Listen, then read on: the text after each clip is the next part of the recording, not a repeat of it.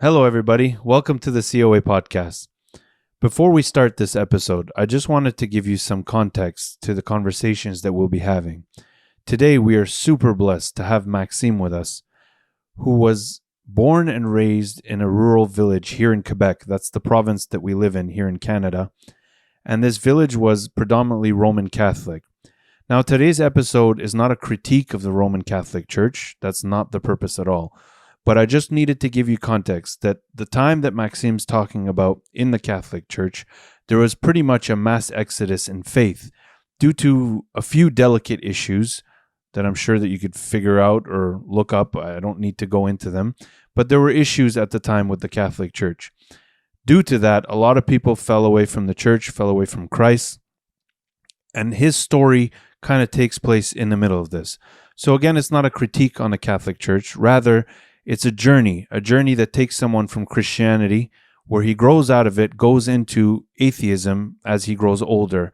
And then by the grace of God, he comes back to Christ through Orthodoxy. It's going to be a wonderful roller coaster, and we hope you enjoy the episode. Welcome back to the COA podcast, everybody. As usual, we're always delighted to bring you wonderful guests. And today we have a roller coaster ride for you. So we've brought you converts before to Orthodoxy, but I'm not sure we've ever brought anyone who was born in Christianity as a Catholic, then went through the roller coaster ride that is atheism. Am I getting that right? Yeah. And then made his way back to Christianity through Orthodoxy. So today we have Maxime with us. Maxime, welcome. Thanks for having me. And we also have Father Gabriel with us. Father, Paul, I welcome you to your own podcast. Thank you, Paul. So, Maxime, welcome. We're very excited to go through this journey with you. But give us a brief introduction first. Take us through the beginning so that we can go through the journey with you. Absolutely.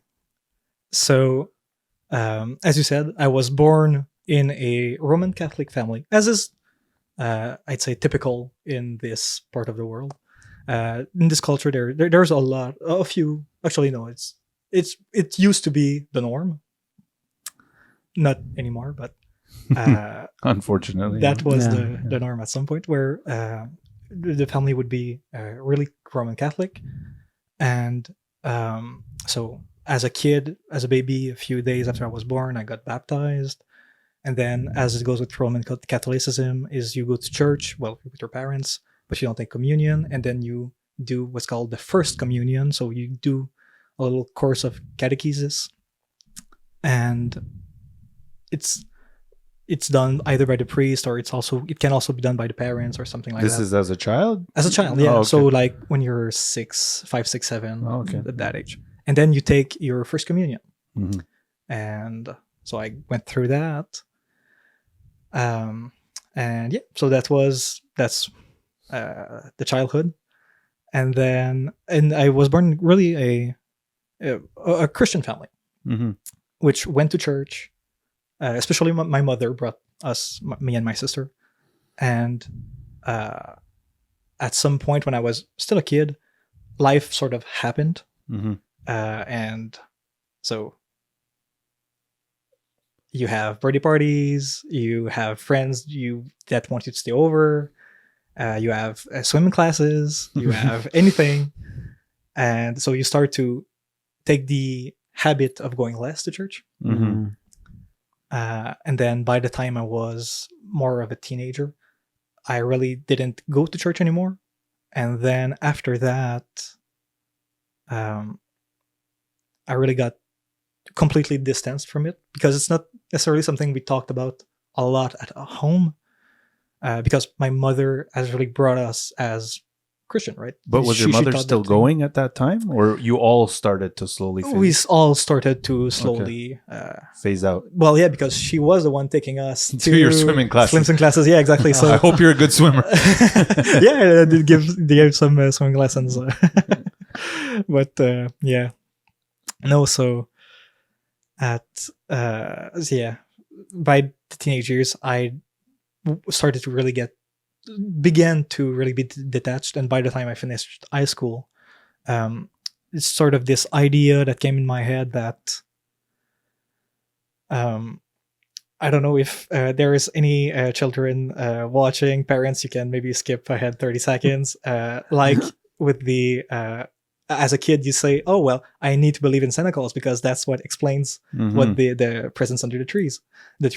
But and that was humanity. It needed Zeus to explain the thunder and the lightning, but now we have science, so we don't need any of that anymore. You don't need God anymore. And so, yeah, that's the pernicious line of thinking I took by the time I finished high school. And then I went away for university, left my hometown, something 4 hours away, and somehow during the pandemic, which is maybe the big part of the story, sort of to reconsider some of the assumptions I had about life and the reasonings I had, and and that's how you stumbled into Orthodoxy, and I'm so glad. I'm the happiest I've ever been. So I'm fascinated to go through those details, but I want to take us back to the beginning first. So your mother was pious, you said, and you'd all go together to church. Yeah. These early memories, okay, how did they form you? Did they have a concrete, part of your being, or it was just easy to erase them like that? At some point, it was really a big part of it, especially because we were quite also a bit implied, right? Because now it's a much bigger village, but when I was small, when I was a child, it was really a smaller village. Okay. With a church at the center of it, right? There used to still be that 20, 30 years ago. And there was a big school just besides it. And that was the school of the village, and that was the only one. And there was no hospital. It was in the other village. So it was a small community, and our neighbor-ish was involved in the church. All all of them. Everyone was involved in the church. And some were parents of other children in the village. And we had like these choirs and things like that. And we participated into that, right? We were kids, and there were sometimes for some special days or something. Even they brought the kids, and they practiced, and they went up front and sang the choir. And it was sort of really fun, and right. But the whole time, and also as a kid, there were these catechesis lessons, and so church as a child, I think, never seemed as something very religious, though. Okay. It wasn't. It was social. It was a social gathering. It was the first introduction to social gatherings. That was right. We were rehearsing for the choir, and then we were singing, and it was a big show, and it was about us. And then there was the catechesis classes, but it was like school. And then there was the first communion, and everyone was clapping, and everyone was happy. And also, there's another thing is, other than these particular days where something might happen, where the pews were a little fuller, most of the time it was my mother, me, and my sister, and maybe 10 elderly. That was pretty much it. And then on the midnight mass, the Christmas mass, that was full. Pews were full. People were standing everywhere, even in the middle rows. They were standing up in the entryway, and it was overflowing with people. And then the next week, it was still empty. So it became seem very performative, maybe even. It was just a sort of social gatherings where most people don't participate in that gathering. It's really what I came to saw it as a small child. So Maxime, correct me if I'm wrong, but also just to give the audience an idea of actually how it works here in the province of Quebec, right? So we're in Canada, and the province of Quebec might be the less religious province of the entire country, right? In Canada. Yeah, in Canada. And there's a history behind this. not necessarily the best history. So to live in the Catholic Church, at this time with that history, this was kind of the norm. So what you're experiencing or what you're describing now is something that everybody also in the province experienced. It wasn't local to that specific parish, right? Exactly. No, it was throughout the province, definitely, and even that was me. But as we say, I was one of the last kids that went, but it's probably the last generation in between my parents and me that it's already started to dwindle. And so and would you say that the more you are like in these like smaller like villages within the province of Quebec, the more or the less religious it was? Absolutely, yeah. That's well, actually, there's a big problem because the only people who keep going to church are the elderly. Everyone other than and by elderly I mean not even 60 plus. I mean 80 plus, maybe 70 plus. But but even 60 plus, it's a dwindling number. And well, these people are passing away at some point, and they're not getting replaced by faithful, right? Because there's no pool of faithful. Everyone's an atheist. And especially in less populated areas, because in more highly populated centers, there's also a little bit of immigration and other people who come and refill that pool of people. But in the really more remote places, churches are all closing down. The church in which I got baptized was desacralized, was sold, and is now a sort of Taoist or East Asian temple. Yeah. Wow. This is actually a terrifying thing. Like, sorry, I'm going to take us on a little bit of a tangent, and then we'll get back to your story. But I'm dying to know, because I've always wanted to know this. I have friends who are Catholic, whatever it be, and they always look at our church if they come to visit our church, and they see children, and they're confused. And this is even other Orthodox churches, Father. I've had friends come, and they're like, "What's happening today at your church?" I'm like, "It's Sunday." They're like, "Yeah, but what's happening?" And I'm like, "It's Sunday." Because they're like, "Why do you have children and youth and teenagers?" They see teenagers and their mind just absolutely blows up. They're like, "Well, why are people here on a random Sunday?" I'm like, "This is how it is every Sunday." But in my heart, instead of being proud about it, I'm actually terrified.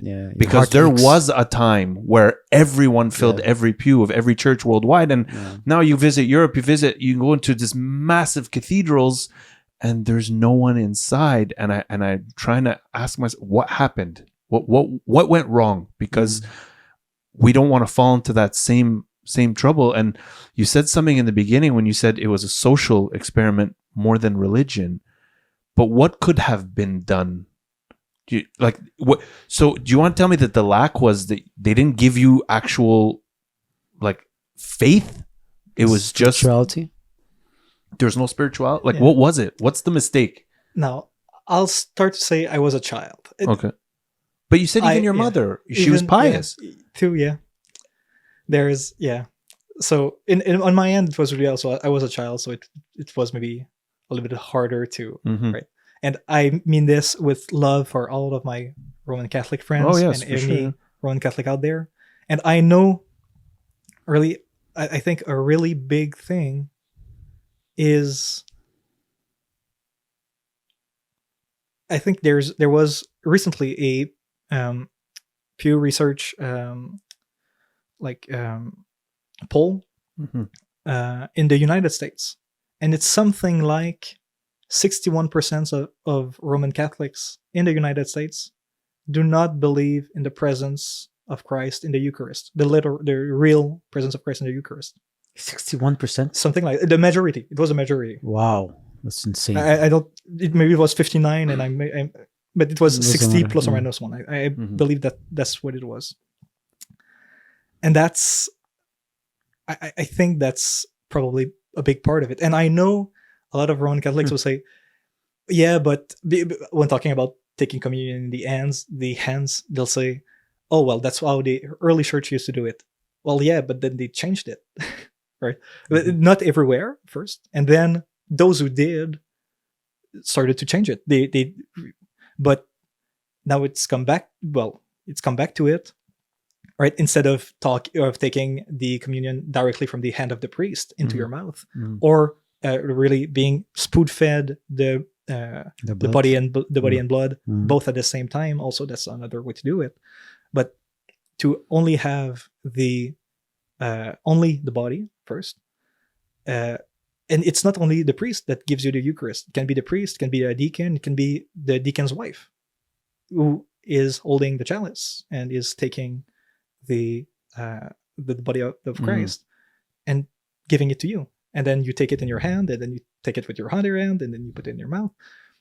And people are just lining up, and they just sort of waiting. Oh, okay, they were doing this again. It's time is passing. It doesn't feel there's irreverence. And I know that there's a revival of even sure. Roman Catholicism, and I'm sure that in some places there is more of that reverence. But in my experience, it was less reverent than what I see today, but definitely in Orthodoxy. Yeah. Okay, so let's go back to your story. You basically went in a small village, okay? And you started to say, you're saying feeling isolated. How did that start to change you? Did you start to feel like, well, no one else is doing it? Did you Well, yeah, exactly. When you're a kid, the last thing you want is to be the odd one out. As kids, you don't know what you want, but you know that what you don't want is to be the weird kid. And when you have a big school besides, which had between 100 and 200 kids, and it was only me and my sister most of the time in church, it's like, okay, what's going on? Maybe I'm the weird kid here. Maybe this is the weird thing. Maybe we're not supposed to do it, because if we were supposed to do it, why are we the only ones doing it? Atheism becomes the norm. Yeah, exactly. It becomes the default in the eyes of the children. The majority. So when you stop going to church now in your teenage years, do you feel at this point that you're missing anything, or it just slips your mind completely? It completely goes past the big questions in life. I don't think I'm missing anything, right? Oh, what happens after death? You're gone. That's it. Do I need a purpose in life? Well, no, life is meaningless. Okay, that's not something you want to have in your mind when you're a teenager. And these are very pernicious things. And so you don't have an answer to those questions, and so you just let these questions go. You don't dwell on them. You just say, oh, it's some people might ask these questions. I don't care. Yeah. But then you delve, as you become an atheist at this point, your God becomes science. Yeah, right? Absolutely. Yeah. But science, how did science appeal to you if it wasn't answering those questions? It wasn't answering those questions, but I didn't think that religion was either. Right? Religion in my eyes was this. I didn't differentiate Christianity, even though I was raised in it, from any other religion, maybe, right? Polytheism, Buddhism, right? All of these things. It just, maybe there was an error category in my head where it was just, oh, well, religion is religion. And, well, especially if you don't believe that Christianity is right, well, then other religions will have other different answers to the same questions, right? What happens when you die? Oh, you go to heaven. Or no, you're reincarnated. Or no, something other happens. So, oh, well, nobody has the answer. So probably none of it is right. Because science is, there is one answer and you can find it. So but that's what did it for you. That the lack of, right? That's a science didn't answer these questions, but I didn't think they need answering because nobody else had the answer. Okay. Because there were different answers. Yeah. It's just a really pernicious and flawed way of thinking. But sure. But you never walk throughout your day as an atheist and you're like, well, what's my purpose? Or what is morality? Or what is ethics? Like, for example, if you wanted to do something wrong, and I've always wanted to ask an atheist person this question, well, why don't you just do it? No one's getting upset with you. There's no like, if there's something on a table and it benefits me to just take it, even though it's not mine, what is the moral code? It doesn't matter at that point, right? Well, the moral code, no, but stealing at a certain point, when you want to live in society, because you're not individualistic, you want to live in society, and you recognize still that, oh well, if I steal his things, he'll be mad at me. Mm-hmm. So that's the authority that you don't want to upset. Or if I steal something like in a shop, well, then the government or the police or whatever will be mad at me, Mm-hmm. right?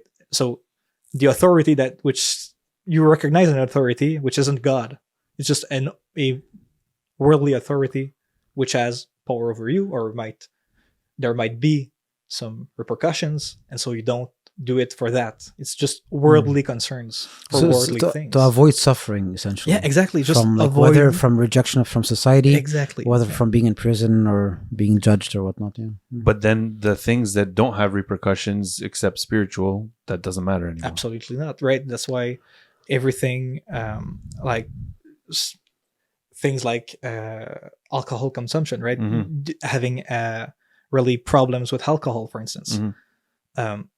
Well, that's not illegal. Mm-hmm. That's not good for you, Mm-hmm. but that's not illegal. Mm-hmm. So if you want to do it, do it. Right? If nobody is hurt, but then of course, oh no, if you're a family man and something, oh no, then that's bad for you. But if you're a loner and you don't have goals in life and you're happy with small things in life and you want to just have alcohol problems, yeah, go do it. There's no problem with that. There's a big hole in your life, you're filling it with alcohol. Yeah, that's as good as anything else. Mm-hmm. Until you realize that it's actually destroying you. Yeah, absolutely. Yeah. Yeah. No, at that point, it's a health a health issue. So then you're basically in high school. You're fully an atheist, right? At high school, God doesn't matter. God doesn't exist. Fully don't believe that God exists. Not at all. Yeah. Okay, this was just like Santa Claus. Exactly. Okay. Just like. And then you go to university, and then what did you start studying in university? So I did a little passage in actuarial sciences, which I studied statistics, and then I moved to an integrated bachelor's in mathematics and economics, and then I did a master's in economics. So I studied, let's say, statistics, maths, economics. And before that, I did because when I say that, it's like, oh, so you did studies human science, social sciences. No, actually, in Cégep, we had pre-university courses, and it was in natural sciences. So I had like basic classes on like organic chemistry, on advanced biology, on physics, like introduction to relativity. Mm-hmm. That's all right. Not the easiest word to say. Calculus as well, I guess, and calculus, mathematics. Calculus, of course. Calculus, many classes. linear algebra, right? It was all of these general foundings, and then I went more towards the mathematics kind of thinking. Yeah. But tell me about math, because I hated math and I had to take math because I went into sciences and, became a dentist after that. So I had no choice, but I was asking the questions. Why did I need organic chemistry? Why did I need, but we took them anyways, I always found it extremely difficult to find someone who was in math, in deep math, statistics and calculus, and have a conversation with them if they're atheist. I'm like, how can it's based on the infinite, about number, just the stars and the sky and the cosmos and the universe always expanding, not finite. Does this not offer anything that pokes you a little bit and says, wait? Absolutely. Yeah. Well, I took a lot of things for granted. These things, like you're introduced to, well, yeah, infinity, but even just algebra, like, right? Let's just suppose that this abstract A exists, which respects some abstract constraint. What is A? What do you mean? It's just abstract. Infinity, it's abstract. So all of these other sciences, I'd say, maybe strengthened a little bit because, oh yeah, right. Well, if you just do these, mix these chemicals or mix these atoms, and here's the process that happens, and you can create almost any atom, or you can deconstruct them, or you can do things with them. Physics was also very concrete and things like that. Like, oh well, we know deterministically we can know with force diagrams or something like that what happens. And then math in Cégep, I don't think I fully appreciated it. I think I took all of these things for granted, and then it was just, oh, okay, well, there's calculus.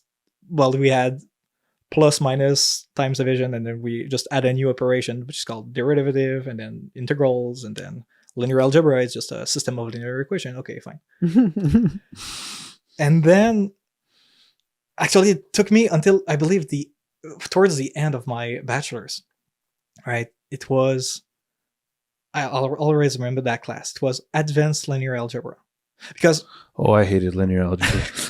that one so was much. Yeah, because in the pure maths classes in university, you'll be introduced to like discrete maths, and then like sort of proofs, like analysis principles, and it's like, I'm gonna have nightmare tonight. You're actually giving me a stomachache thinking back there. So, for instance, it's like let P be a proposition, and then let's think about what that general proposition could be. Like, okay, yeah, I can just accept that. And then in linear algebra, right, it's let A be that system of equation. Okay, so I can have small variables, but I can have big variables which are full systems of equation. Okay, yeah, I can accept that. Then in advanced linear algebra, it was, so you know how we have operations, plus, minus, times, division, multiplication, division. Then it's, let's define, let there be phi, which is an operator which combines from the subset A in the real numbers into the subset B in the real numbers again, or some other subset. Imaginary numbers or something. It could be that. And then, so let there be the operator psi, and then define it so that it has these characteristics, or it is defined like that, find its characteristics. So you're just reinventing, you're not taking anything for granted, even addition. You're revisiting 1 + 1 = 2.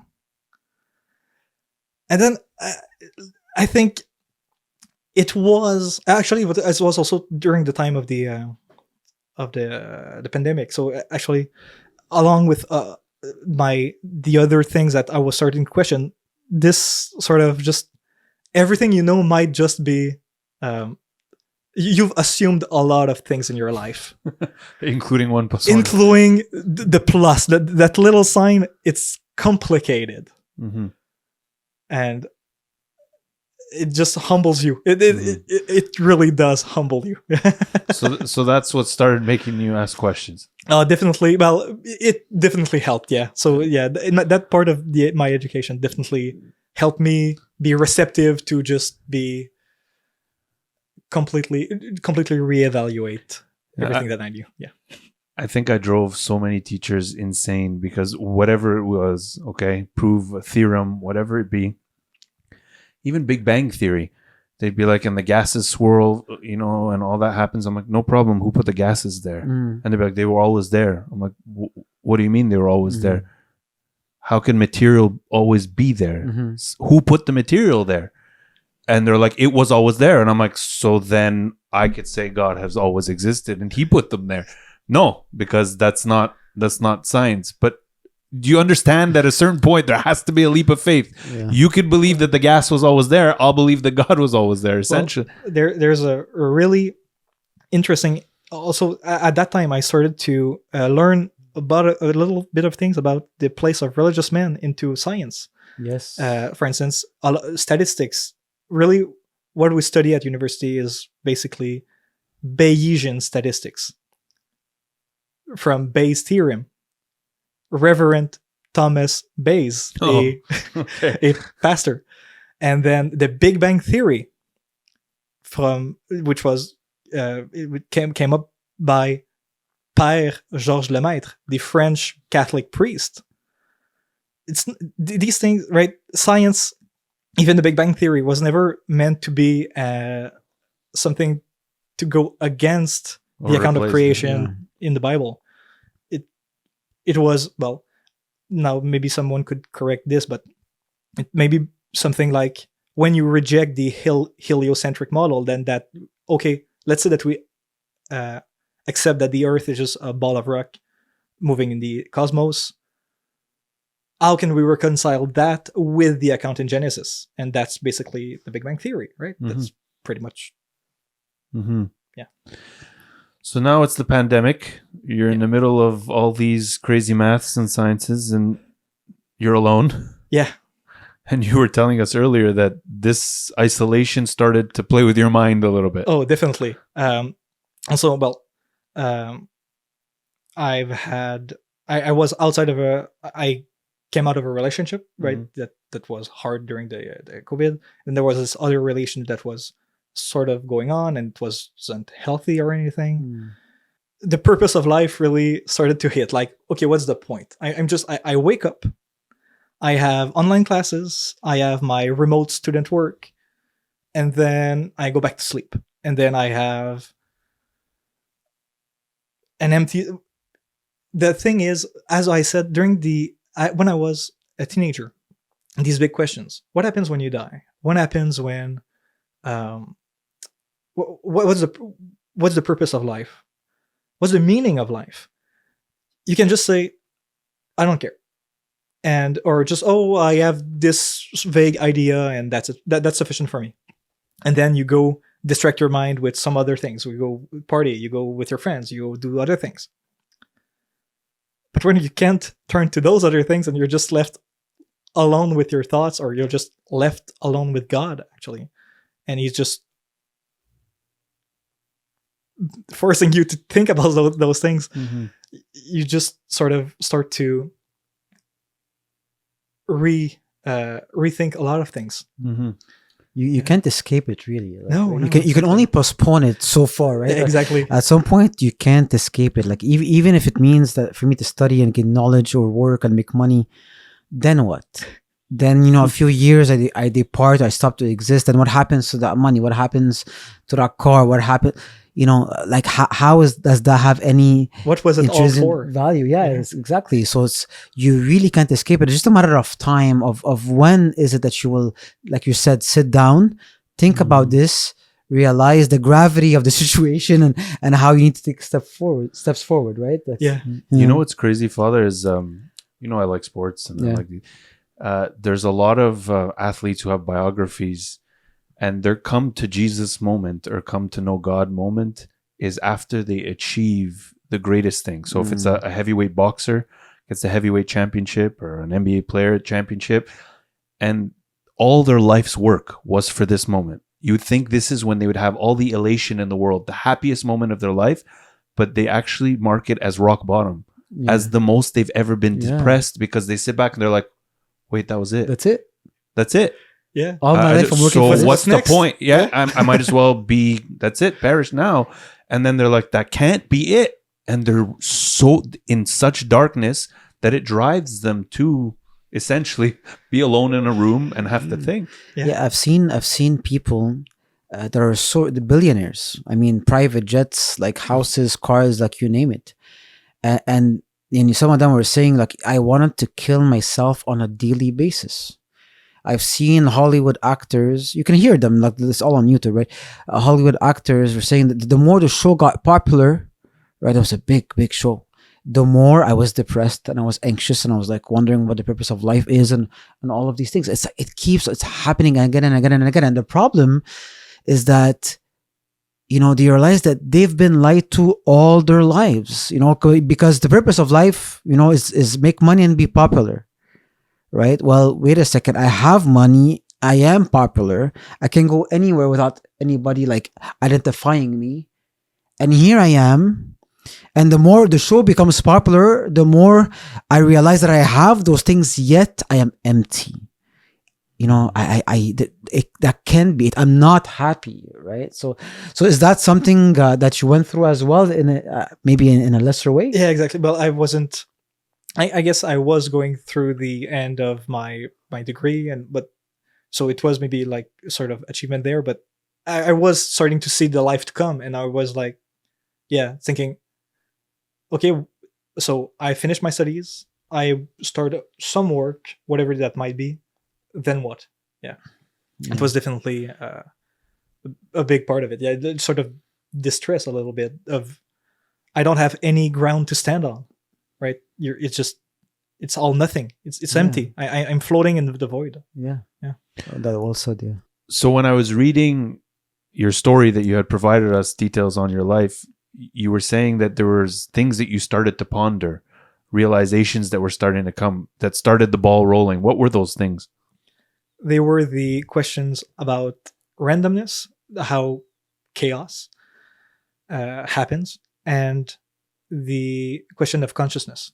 Mm-hmm. But even before talking about how I got to these questions helping me, randomness is a bit more clear because of statistics. Actually, I could. Yeah, I'll start to talk about that, and then I'll come back to Statistics is random. yeah, statistics. Well, yeah, because statistics is you see things, and there is a noise to these things. So there are events happening, and you're thinking, okay, well, there seems to be plus some noise, some deterministic pattern to it, and that deterministic pattern, you might be able to understand it for some reason, and some other times it's just that's how things are like the normal distribution, right? Normal distribution is just happens everywhere in nature. Why? That's how the universe. Just how it is. That's just how it is. Mm-hmm. But then when you start, well, that would be much later in my realizations.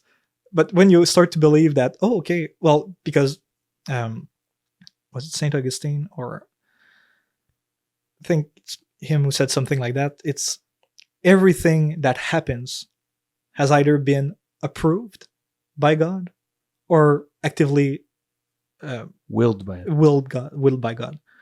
If so, there is not a bird that flaps its wings, not a single blade of grass that dances in the wind, which God has not at least approved of, if not actively willed it. Yeah. Mm-hmm. And so when you start to think like that, you see it shifts your perspective, because, oh, okay, this random noise, this chaos everywhere, and this chaotic world that we live in, and there are just there are some patterns that come through it. Oh, wait. Maybe it's not all chaos. Maybe it's there's something that was created for us. Maybe there's something that, and maybe there can be a bit of random noise, but in the end, the big patterns, they're there for a reason, right? Creation is not random. Creation comes from somewhere, and it sort of changes the paradigm of looking at randomness.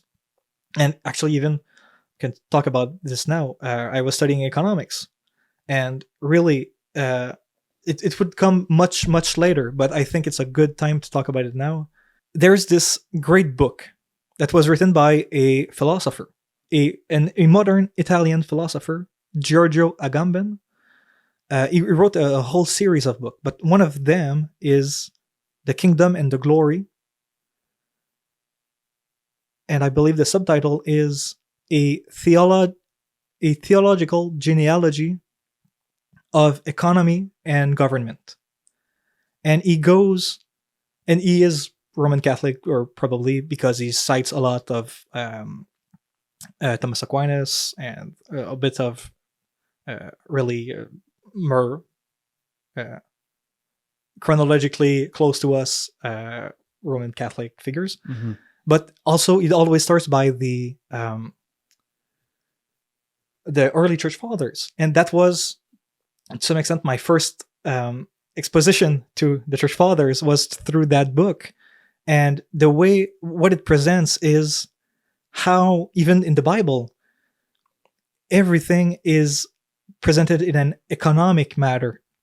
It's a language that is not about, well, there is some language about like our king ruling and things like that, but most of it, most of the imagery, it's about a house. It's about a man welcoming his son. It's about us being servants to God, right? Dulon or diakonos, right? We are servants to God. This language is very close to the oikos, the ecos, the economia, the home. Can you actually just define that for people who, because economy or economics to some of us is like, the business channel on. But what do you mean by that? Yeah, actually, economics, if you ask to someone who studies economics and you ask them, what is the economic science? Economic science is the study of the choices that people make. But there's a very big, the economic science is the study of those choices, but then just the economy would be the ensemble of those choices, right? The administrative form of society. That's the economy. And there's a very interesting question. It's okay, well, couldn't we do some economic theology? Couldn't we study the choices that God has made? Okay. Right? Or can we just look at the choices that God has made? Because that's something that we know little things about God. But one of the things that we do know of him is that he wills things. He has a will. And, well, that will takes shape into the world. And that's the early church fathers differentiated between theologia and economia, right? So there's what's proper to God, the being of God, God himself, and the way his manifestation in the world, basically. Okay, so just to clarify, theology is the study of God and him, and the how do you say it in the Greek? Economia. Okay, economia is basically his choices or what he wills. Or how he governs, maybe? How he governs, maybe, yeah. Okay. That would be a good word to say it, yeah. Okay, sorry. So continue, yeah. And that's the economic language is and that's also how you administer, for instance, a household, right? Mm-hmm. It's much more because there's a father which gives orders to his children, and there's the wife who helps him, and there's the servants who listen and respect and the master and obey him, but they are also grateful to him because he houses them and he provides for them, and there's all these interactions. And it's that imagery which is used by many church fathers to describe theological concept.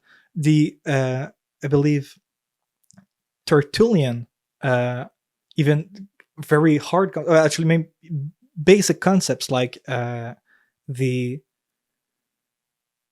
Trinity, right?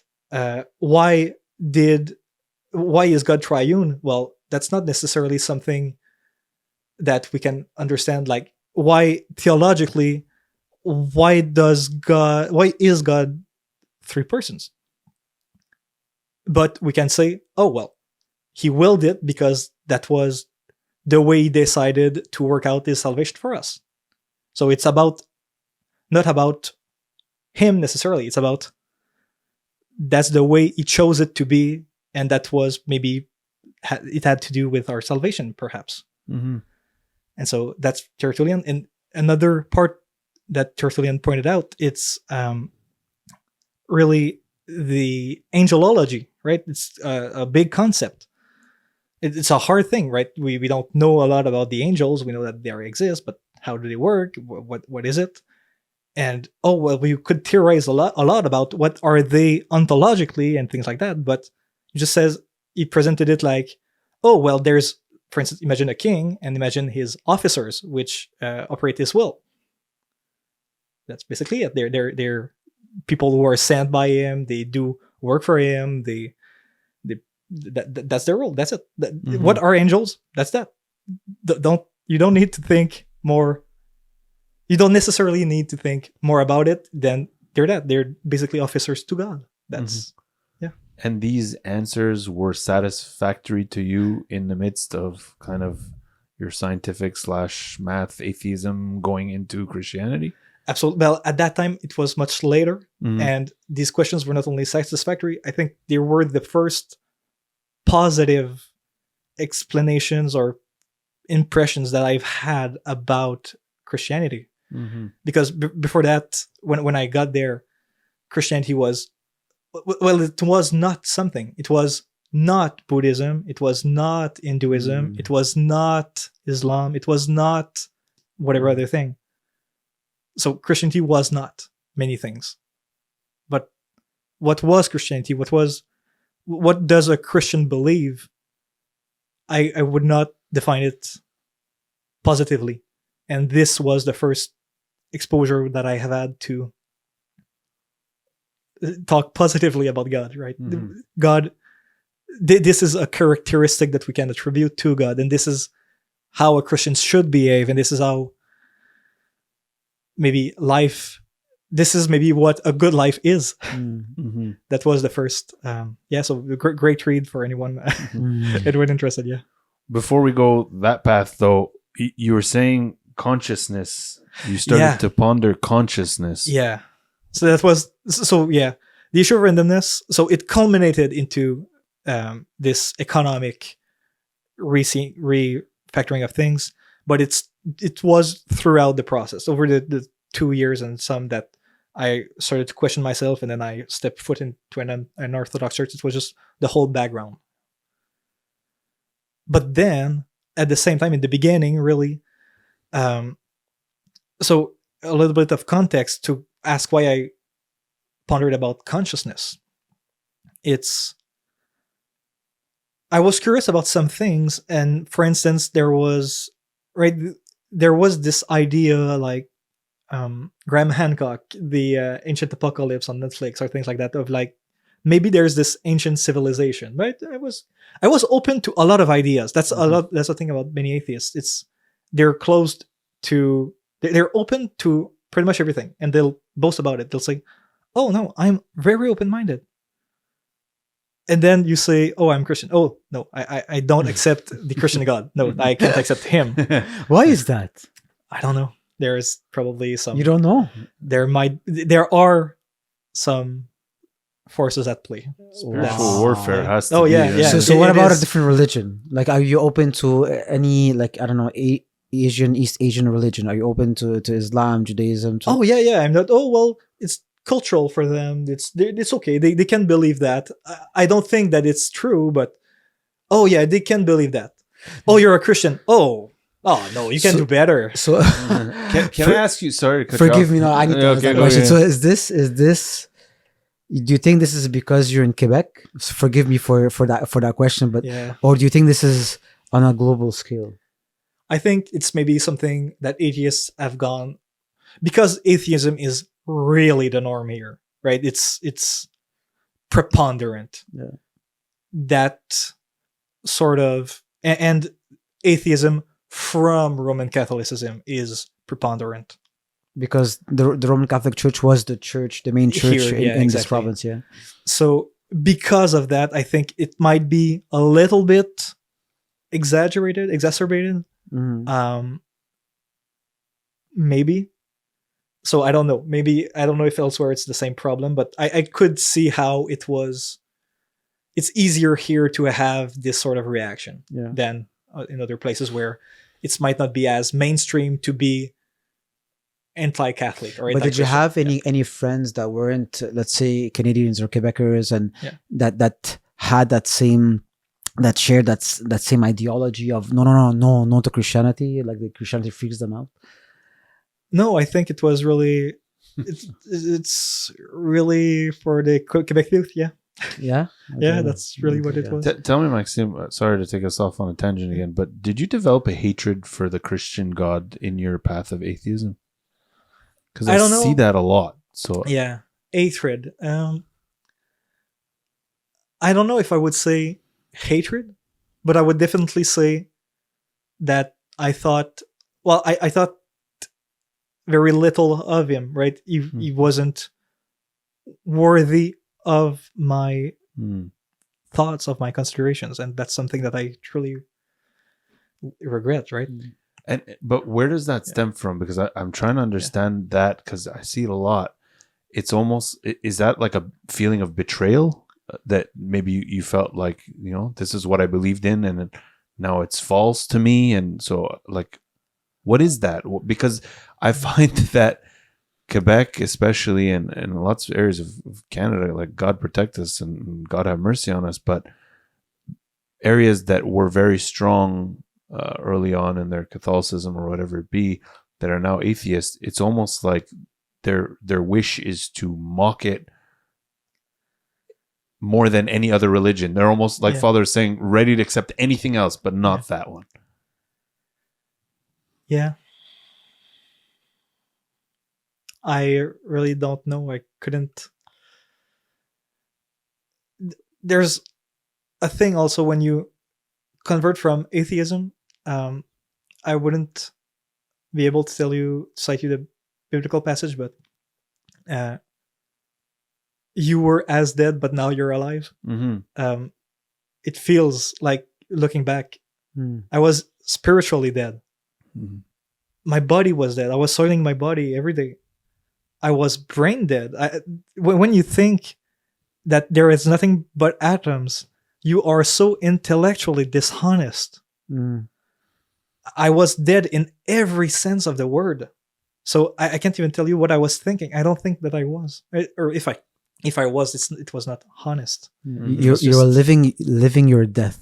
I was living my death. I was a walking dead. That's what happened. Yeah. And that's why, in contrast, in the icons, in the Orthodox icons, we put a halo around the head of the saint, because the saint is illuminated, right? So, which is something so beautiful. Yeah. So before we fast forward, because now you went to the end of the movie and we're still in the middle of it here. What now? You've come to accept a little bit the idea of a God. Okay, the existence of a God, right? Yeah. What pulled you there? Was there something? Like, was there an argument? Was there a person? Yeah.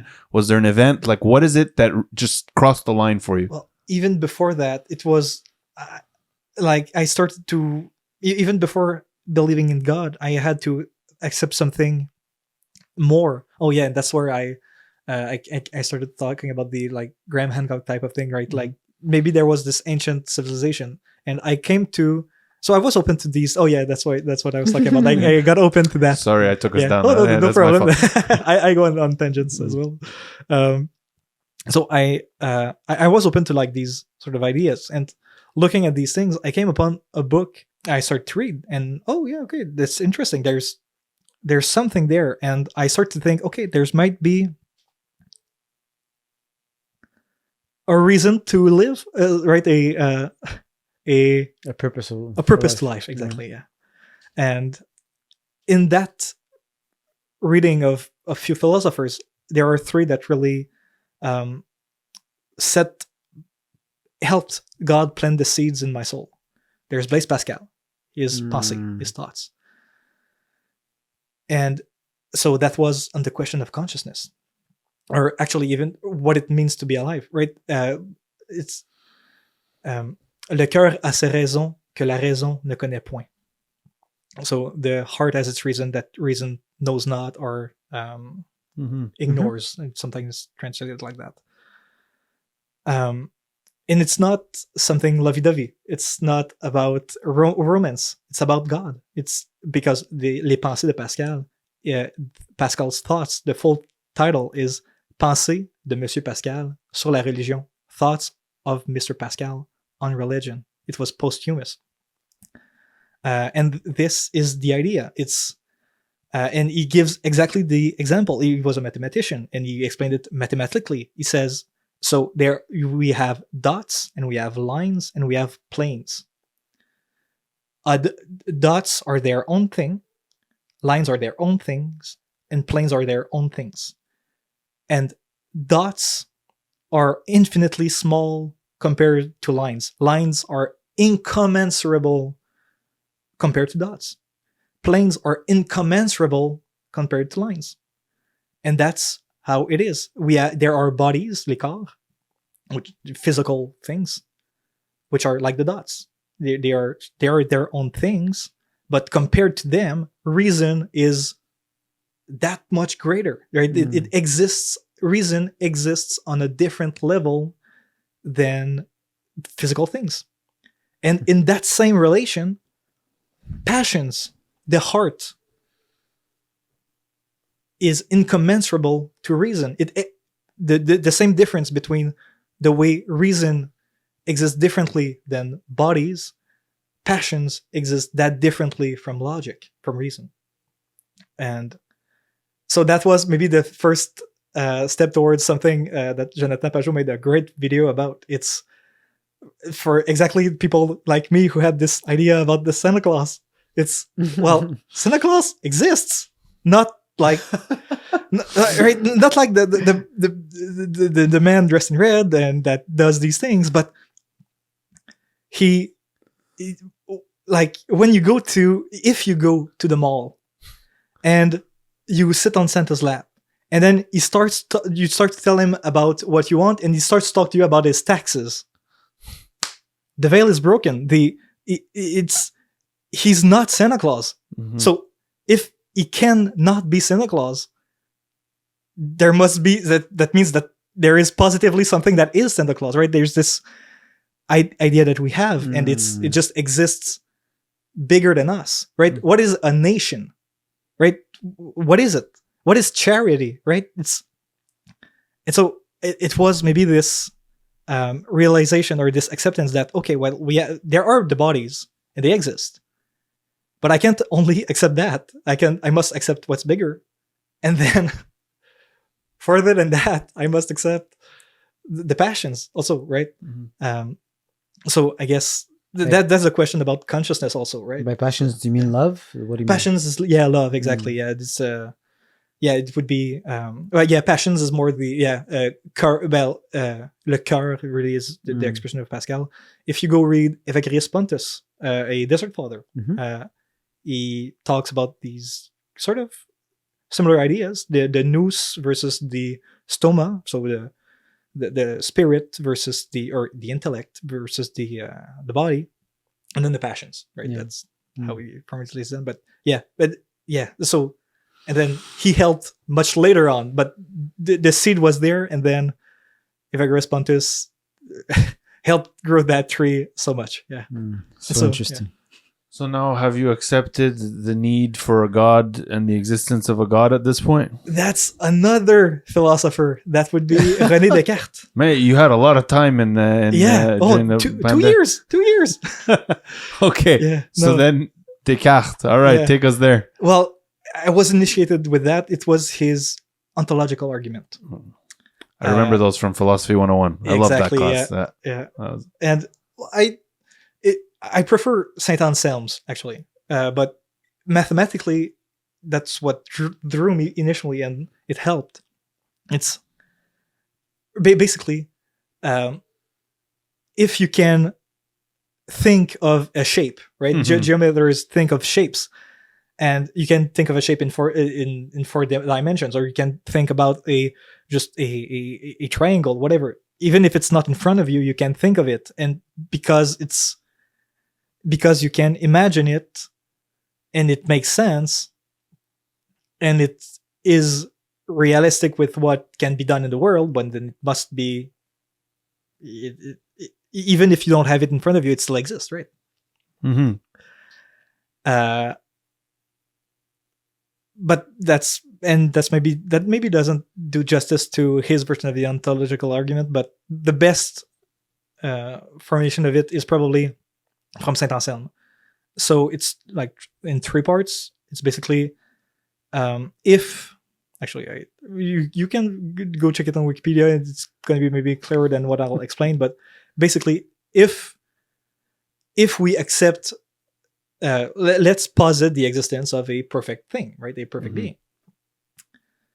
I can think of that being in my head. Step 2. A perfect being would not just exist in my head. A perfect being would be characterized by existence, actual existence. So that perfect being must exist. And a perfect being must exist. And actually, that ontological argument in the late 1900s, there's this mathematician, Gödel, who did a proof of God, which is not too complicated in terms of what it takes to understand it. It's just basic like math proof things, like basic mathematical logic. But once you have it, it's quite straightforward. And so that speaks to you, and you're like, oh, wait. So there are these non-material things, but then there is also maybe a God. Okay, wait. Start to think. I told you it was a roller coaster. It's a roller coaster. Yeah. Oh, yeah. So now you're thinking there might be a God. Yeah, well, I'm starting. All of these things also happen sort of simultaneously, right? It was, the story is all over the place, but that's how it was. It was this thing, and it was at the same time plenty of seeds being planted and growing at different rates, and did you feel that this was the Holy Spirit kind of like absolutely pushing? It was certainly the heavy spirit working in me. It was certainly God working through his prophet, because the timing on so many of these things, right? It was just so, because I wouldn't have accepted or even been interested in like Giorgio Agamben's book if it was too early. If I didn't accept the idea of a God, I would just have seen it on Amazon and was like, no, I'm not going to buy it. Whatever, discard. Timing is everything. Timing was everything. Yeah. And yeah, that's... So now there's God. How do we get to the Christian God? Yeah, well, as I said, as I hinted it, at the beginning, it was really more of a process of elimination. Think again, I was a Roman Catholic. So the default sense was maybe the Christianity. I wasn't, that's why I say I wasn't maybe really hostile to Christianity. It's just I didn't think about the Christian God. But then it's, okay, there might be, there is more to life than atoms. There probably is a God. Does that God not care about me? That's not a very compelling thought, because another thing that I was thinking about was the issue of consciousness, which is one of these non-material things, right? That's in front of you. And consciousness, is something that sets us apart from everything else in the creation. Well, actually, yeah, everything else in creation, because we are psychosomatic beings, right? We exist we are bodies in which God has breathed. There are the noetic beings which are immaterial, and there is everything here that is material. And we live, for some reason, humans have had the honor to be placed in the middle of the world, at the center of this. Jonathan Pajot's brother, Mathieu Pajot, wrote a great book on this, on the language of creation, and it would do it much more justice than I can. But the role of man here is to be stewards of the earth, and it is the duty given to him by God is to take meaning and lower it down to things and name things, right? Take this meaning higher and bring it down.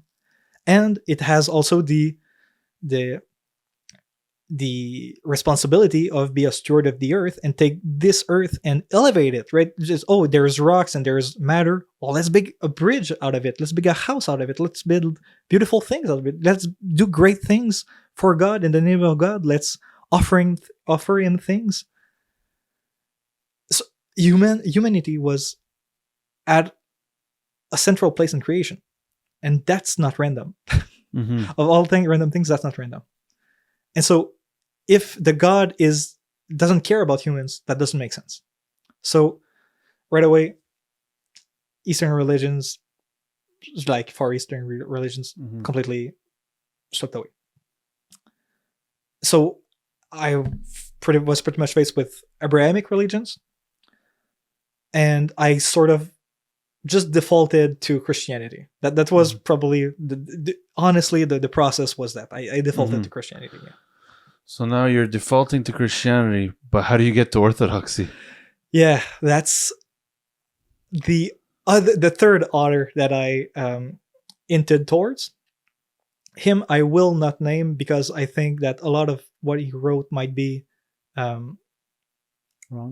wrong and even quite esoteric, right? He wrote about esotericism.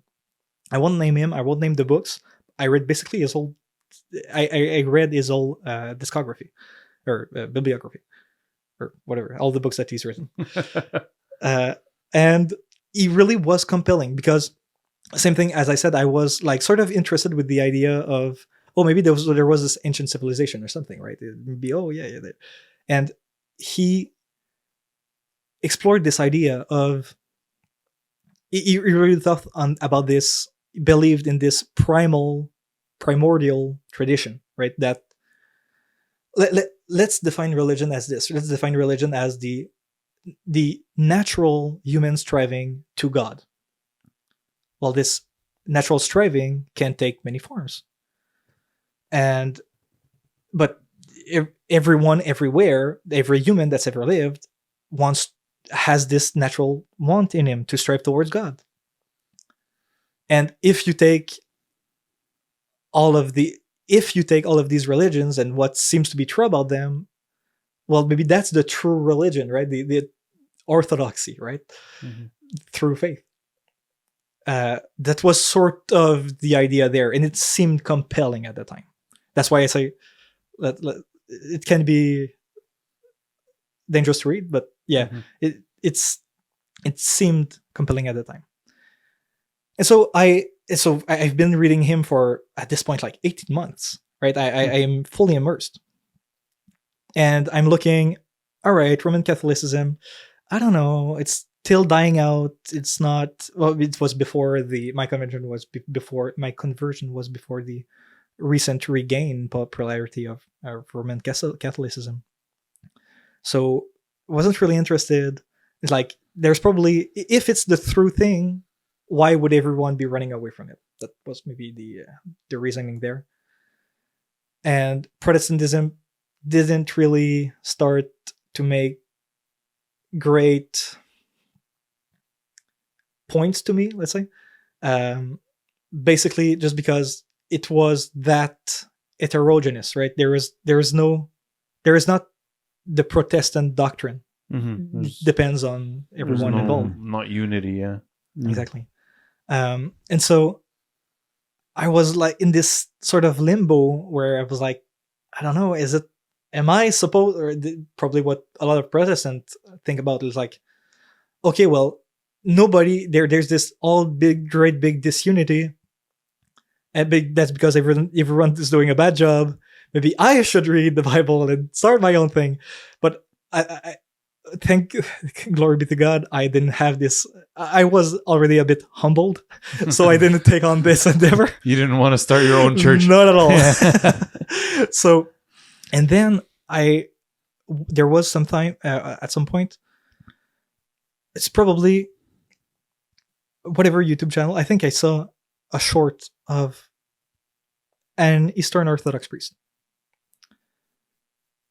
and he was just talking about it, and he made just some argument that was compelling. I think couldn't tell you. I don't even remember actually. I have this sort of idea about him.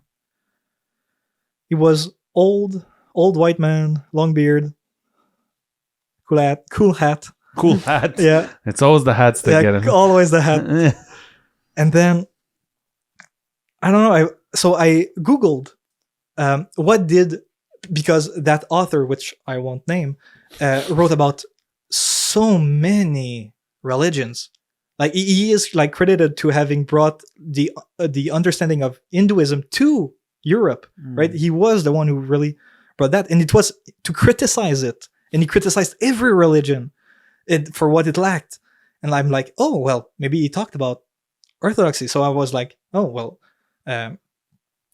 what did that author believe about orthodoxy?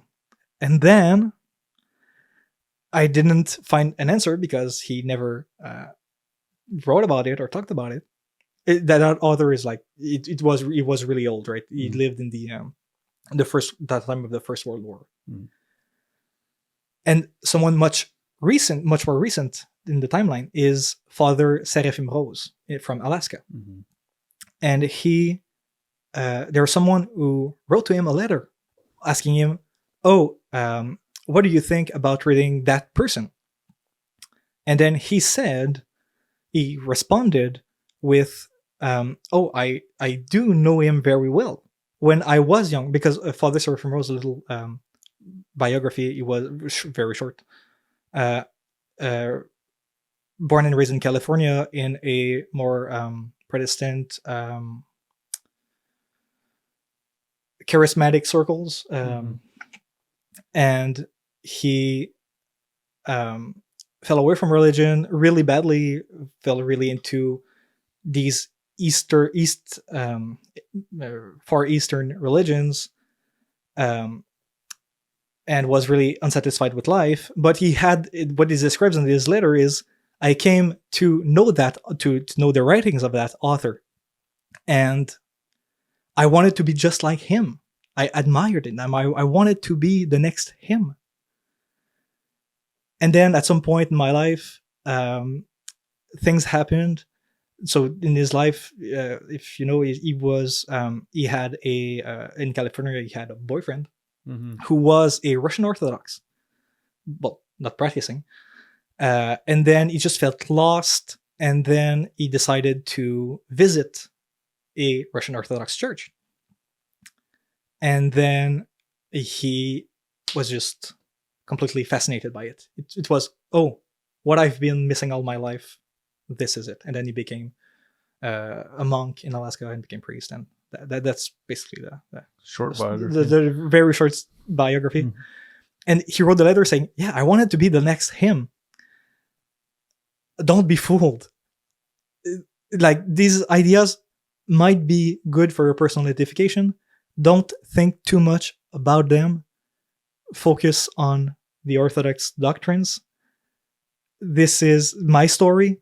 This is, I knew when I experienced it that this is what I was missing. And then I'm like, oh, okay. This sounds similar. This is speaking to me. I am fairly certain that it is through his intercessions that God operated through me. It has to be like, yeah.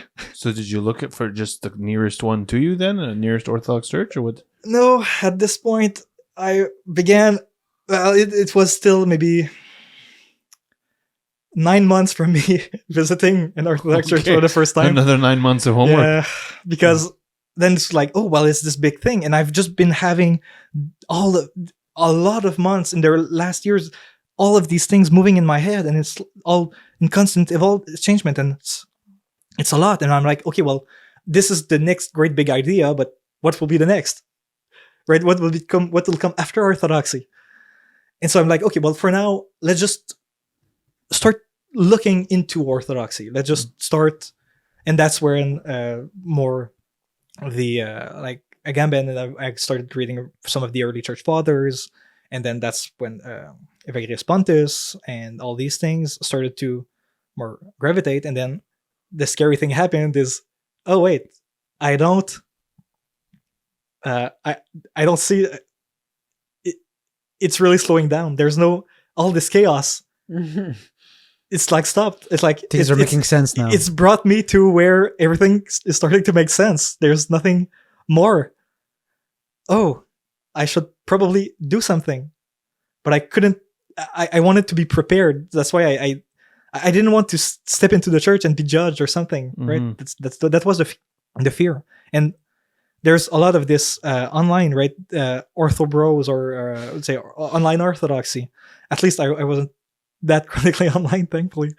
I was just more silent in my readings at home. And the thing is, I read a lot. I by the time I stepped for the first time in an Orthodox church, I was reading The Ladder of Divine Ascent, not 30 Steps to Heaven. Yeah. The actual one. Yes, the actual one. The one made for only monks. Yeah. That right. It was just. I didn't know. I was like, oh well, this seems important. That's insane. I must know everything about Orthodoxy First before person to enter the church for the first time as a monk. Yeah. That's amazing. And then, I saw, and then I was sold on Orthodoxy, and then finally, I just needed this little push, and it was.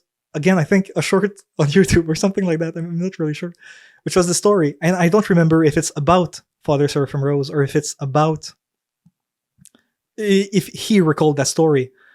But let's say that he just recalled the story about an old Russian babushka who was looking at a young convert man and saying to the priest, or saying to someone, that young man is Orthodox, but are we sure he's a Christian? And it spoke to me. I think it was it was the culmination of everything. God has planted all these seeds which grew, which surrounded me, which were collapsing on me. I was fighting it. I was trying to wrestle with God. I was like, what's happening? But it just turns out he was giving me a great hug or surrounding me.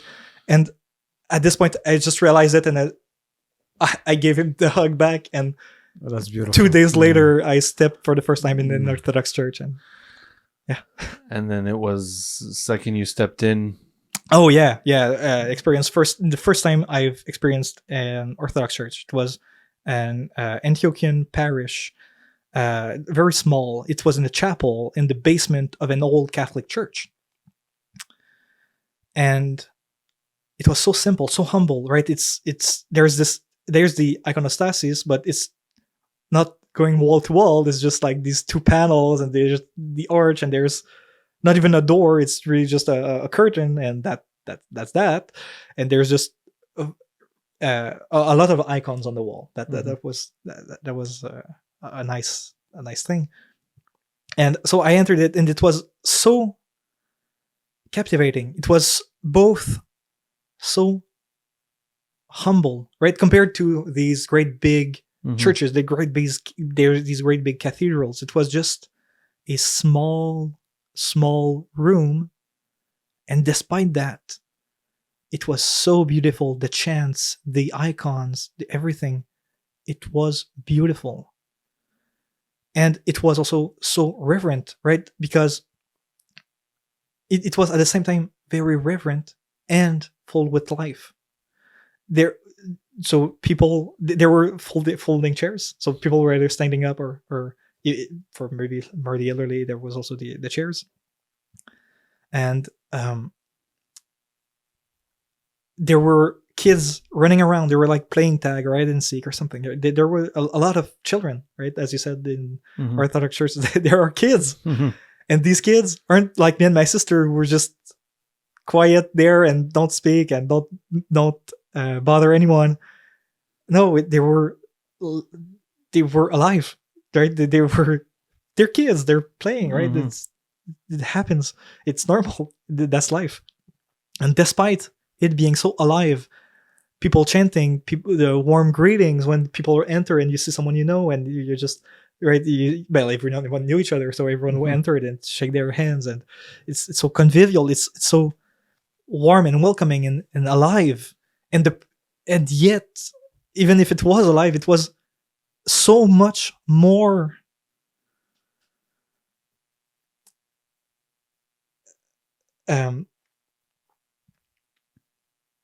And yet, even if it was so alive, it was more reverent than everything that I remembered from my youth in Roman Catholicism. The priest was really right. There are mysteries happening, and everyone has a real appreciation for those mysteries. Mm-hmm. The I guess it was really full of life. I guess God was there. I felt his presence. God was in our midst. Mm. That's People ask you, how do we deal with someone who doesn't want to believe in God? What is your message? What is the thing that helps them, that maybe helped you? Or what's the best way to approach? yeah. So talking about mathematics or economics is maybe not for everyone, but God will meet you where you need to be met. Mm. He will, when the time is right. If you have friends who are atheists, don't panic, don't despair. It will take time, but everything in due time will happen. God has its ways, has his ways. It's gonna happen. Now, if there are any atheists listening, of course, you might be closed to all of this, but that's probably the question you need to ask: is why do you choose to be so closed to Christianity? That's the big question, or even to Orthodoxy, if there are Protestants who are watching us. Why? What is it that makes you so closed to Orthodoxy? Because I believe that's what it is. At some point, it's when you begin to really open, and in my experience, you start being intellectually honest. I'm not saying that people aren't, but in my case, that was it. I wasn't intellectually honest, and I wasn't really opened. But when you really do let God come inside your life, well, yeah. But what made you become intellectually honest? Is it you just wanted to push through, or it was pain or suffering, or like what brought that honesty all of a sudden? Humbling, right? I think I was humbled by God. Well, actually, yeah, I was really at the beginning, and not just at the beginning, but really through the whole process, I was wrestling with God, and he proved me wrong time and time and time again. And I was like, oh, right, I'm stupid to believe that, right? I think this. Why? Oh, right, it doesn't make sense. Okay, and so my whole worldview had to crumble, and he had to take away stone by stone by stone, and to build his house. And I didn't want that to happen. He was coming with the big demolition ball, and he was ready to shatter the wall, and I was standing in front of the ball saying, no, don't do it. So is it fair to say that you were worshiping your mind, and then you slowly started to realize that no, there's something greater? Yeah, exactly. Yeah, and that's something with atheists. It's going to be yourself, your ego, your mind, your something. For me, I'm not sure if it would be my mind, but myself in general. That was my God, because everyone has a God. That's the necessity of because the ontological argument, you can think about a perfect being, but you can think about the biggest being, or the most important being, right? We exist in an ordered world. There are smaller things and bigger things. There are things that exist like us, Santa Claus, nations. The biggest thing that exists. But there must exist a biggest thing. And you could say, oh, well, okay, there must exist the biggest thing, and I can imagine it. I can think that there exists a biggest thing. The biggest thing can't only exist in my mind. Therefore, the biggest thing exists. But everyone who has a problem with that line of reasoning, they're saying, oh, no, it can just exist in my mind. Well, then you've just said that you are bigger, or your mind is bigger than the biggest thing. You are bigger than God. You're more important than God. That was true in my case. But some atheists, it might not be yourself, right? You might not be too egoist, and that's fantastic. But if it's not God, then there is something in between. You're putting the environment as bigger than as the final biggest thing. You're putting a nation. You're putting Montreal political party. Canadiens. You're putting your sports team. You're putting your job. You're putting money. You're putting Poutine. you're putting something somewhere as the biggest thing in your life. But And Maxime, yeah. you said at one point, you said you were a dead man. You were a Yeah. walking dead man. You didn't feel that way when you were an atheist, correct? oh, You I, only saw it after? I didn't know it at the time. I was so apathic, right? I was really dead, but I didn't know it. So it's only when you came to life that you knew you were dead? Of course, yeah. You don't realize how empty your life is or how dead you are until you've had life. Mm. Yeah, it's something. Unfortunately, it's something that I needed to come alive to realize. Yeah. Mm-hmm. Thank you so much. I'm Thank sorry you. for all the relentless questions. Thank you I for feel like having you me. must be exhausted after all that. Thank you all for joining us. Hopefully that this enlightened you as it enlightened us. Thank you, Maxime, again. What a wonderful journey. It was my pleasure. Thank you for having me. Oh, it was- Thank you. God bless you. Thank you.